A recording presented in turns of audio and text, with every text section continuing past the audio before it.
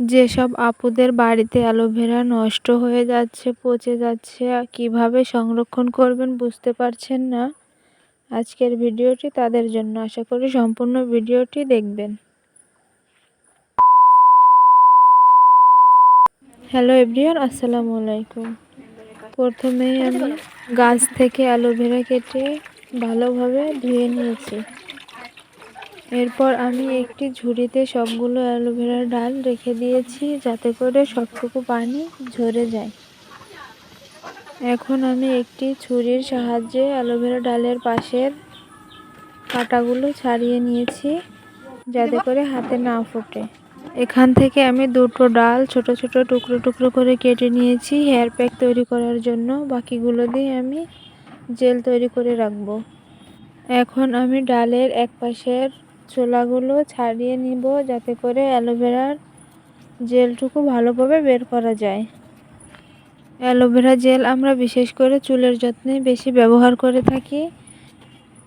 এটি চুলকে উজ্জ্বল ও মসৃণ করে, চুলের আগাভাটা রোধ করে, নতুন চুল গজাতে সাহায্য করে। এরপর আমি একটি চা চামচের সাহায্যে জেলগুলো বের করে নিয়েছি।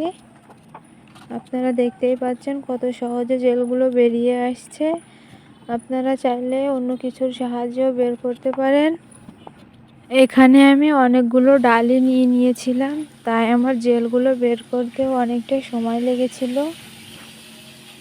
আমরা যদি বাড়িতে এভাবেই জেল তৈরি করি, তাহলে বাজার থেকে আর চড়া দামে আমাদের জেলগুলো কেনা লাগে না।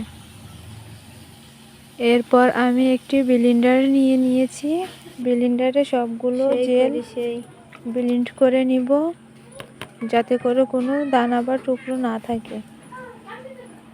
আপনাদের হাতের কাছে যদি ব্লেন্ডার না থাকে, তাহলে আপনারা এই কাজটি হামানদিস্তা দিয়ে করতে পারেন।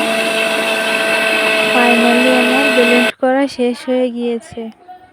এটি পুরোটাই জেল হয়ে গিয়েছে, এর মধ্যে কোনো দানা নেই। এরপর আমি দুটি কাচের বোতল নিয়েছি জেলগুলো সংরক্ষণ করার জন্য। আমি এখানে একটি বেলির সাহায্যে বোতল দুটো ভরে নিয়েছি। আপনারা যদি এটি বেশি দিন সংরক্ষণ করতে চান, অবশ্যই এর মধ্যে এই কাপ ব্যবহার করবেন। আমি এটি বেশি দিন। আজকের ভিডিওটি এখানেই শেষ করছি। ভিডিওটি ভালো লাগলে অবশ্যই লাইক, কমেন্ট, শেয়ার করবেন আর আমার চ্যানেলটিকে সাবস্ক্রাইব করে পাশে থাকবেন। আল্লাহ হাফেজ।